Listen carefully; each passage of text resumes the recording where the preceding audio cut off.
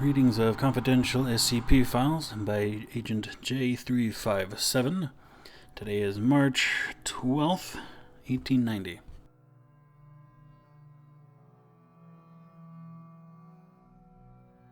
All elements of SCP-1 are to be contained in separate, environment-controlled lockers at Site 0. The location of Site 0 is classified Level 5 and is only known by members of O5 Command. Access to SCP-1, its transcriptions and data is restricted to O5 level personnel except during Protocol 0. Protocol 0 may only be enacted by direct, unanimous act by the entirety of O5 Command, and Protocol 0 procedures are to be disseminated only to those specifically permitted by O5 Command.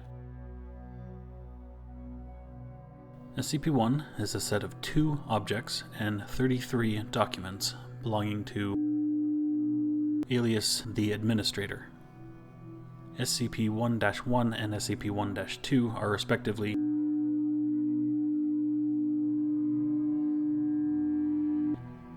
SCP-1-3 through SCP-1-35 are a mixed set of handwritten and printed documents. They are normal in all respects except that they do not show signs of aging or fading in any way, and the dating of the paper of which they are comprised of has shown inconsistent results. The contents of these documents, as detailed below, consist of signs.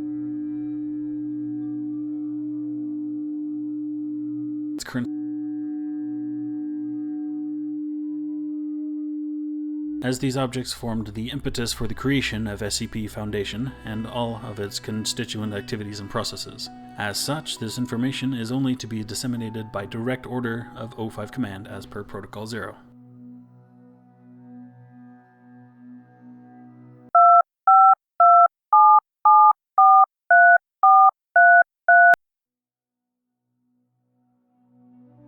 SCP-1-1 is a smooth device composed of an unidentified gray metallic substance approximately 22 centimeters wide, 30 centimeters tall, and 1.5 centimeters thick.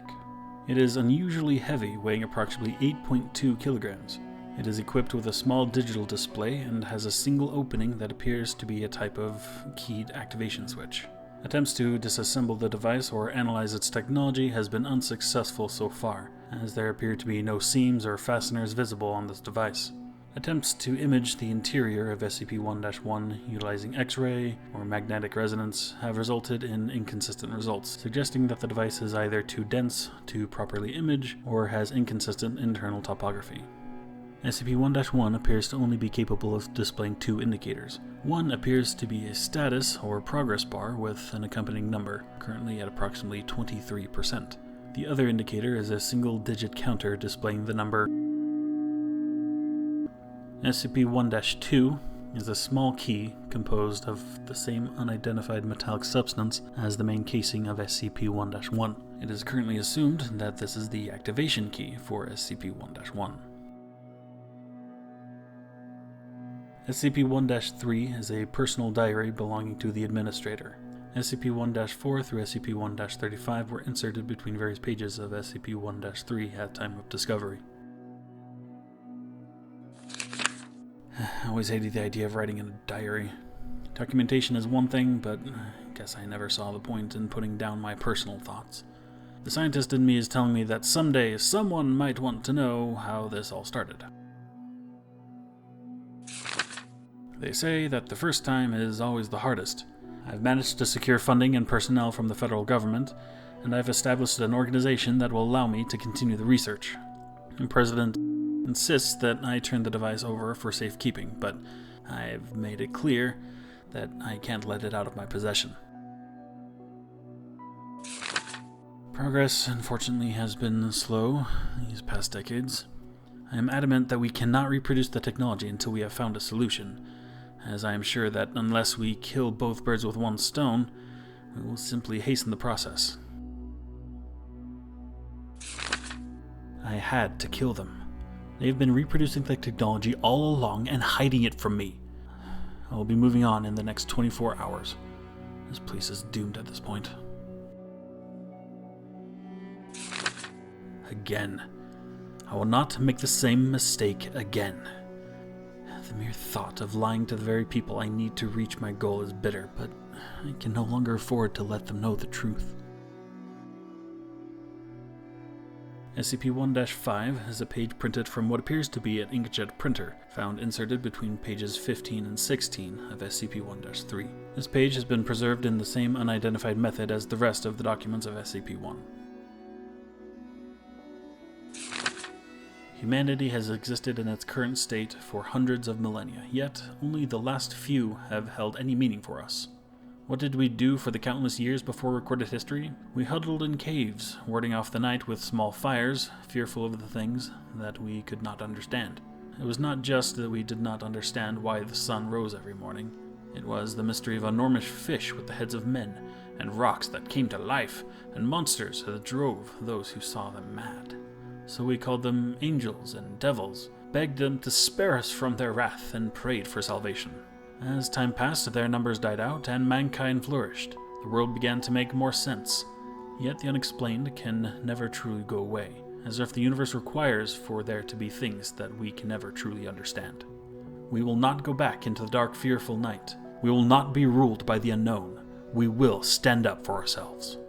Even as the rest of humanity remains uninformed, we will fight the darkness, containing it and shielding it from the eyes of the common man, so that they can continue to live in the blissful illusion of a normal world. Their faces haunt me in my dreams. Hundreds, thousands of them. Ones who blindly went to their deaths. For me. I made a mistake. Told someone the truth that night before I left. Had to use the last of my original medical supplies. In a way, I wish he aimed for the head. This one solved an equation that could set a framework for the rest of the solution. I killed them by my own hand. Could they have ever imagined that it was an act of mercy? I suddenly remembered today what they told me before I left. They said that I probably wouldn't see anything, that I would probably simply fall asleep and wake up again. They lied. I can see them as they are consumed by madness, as the walls of reality crack and shatter, only to be replaced as if nothing happened. I can see everything. It is finally done. The equations are complete, the math is sound, but it comes too late once again. This team will not have the time to construct the solution, and I will have to abandon the Foundation again. But I do so with the knowledge that no more will have to suffer the same fate. SCP-1-34 is a worn handwritten page discovered between the front cover and first page of SCP-1-3. To whom it may concern. First, I want to say that I'm sorry for everything. I've most likely doomed you and everyone you have ever known to death and destruction by my mere presence in your world. If you are in possession of and reading this document, then I am probably dead. If that is the case and I did not bother to destroy this evidence, then that means I also probably failed in my mission. This means that my responsibilities have now passed on to you, and that your fate and the fate of your world are now in your hands. I was not born into your world. I am a traveler from a parallel plane of existence, an alternate reality separate from your universe. The year from which I originate is of little consequence. If I've learned anything from my travels, the passing of time from universe to universe is meaningless. What is important is that, in my plane of origin, mankind was highly advanced. We harnessed the power of entire stars, molded planets and moons alike to suit our needs, and even learned to manipulate the fabric of reality itself. We had conquered death through advances in medicine and technology, and we thought ourselves masters of our own fates.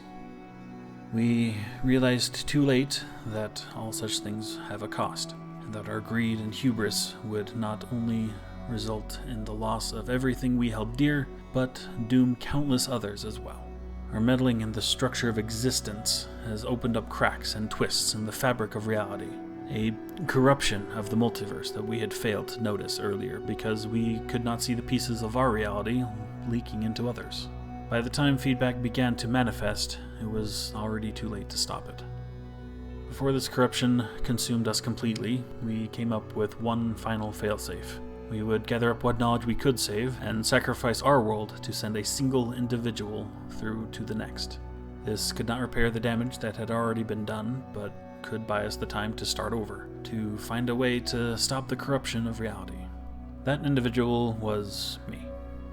If you have not already found them, then the evidence to support my claims will begin to bleed into your world soon enough. Like a rain of glass, the shattered remains of our universes will begin to fall and slip into yours. Things that defy your understanding, fixed loops and structures without meaning or rhyme that cannot be destroyed by any means you possess. Things that drive men mad and challenge all the assumptions that you hold dear. That which I carry with me is the final legacy of countless worlds. The equations and technology described in his pages carry with them the hope of stopping the corruption, a hope that has come with a heavy price.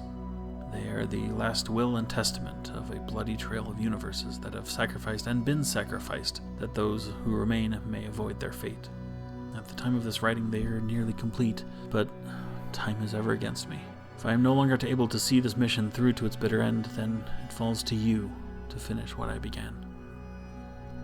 Good luck, the Administrator. SCP-1-35 is a single handwritten page found between the last page and the back cover of SCP-1-3. The handwriting of SCP-1-35 is inconsistent with that of the other handwritten documents in SCP-1.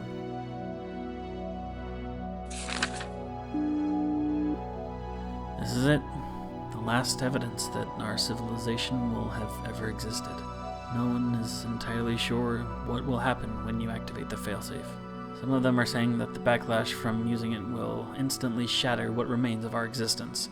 Others are saying that using something of this power will merely accelerate the corruption by 100-fold. Either way, it will be quick.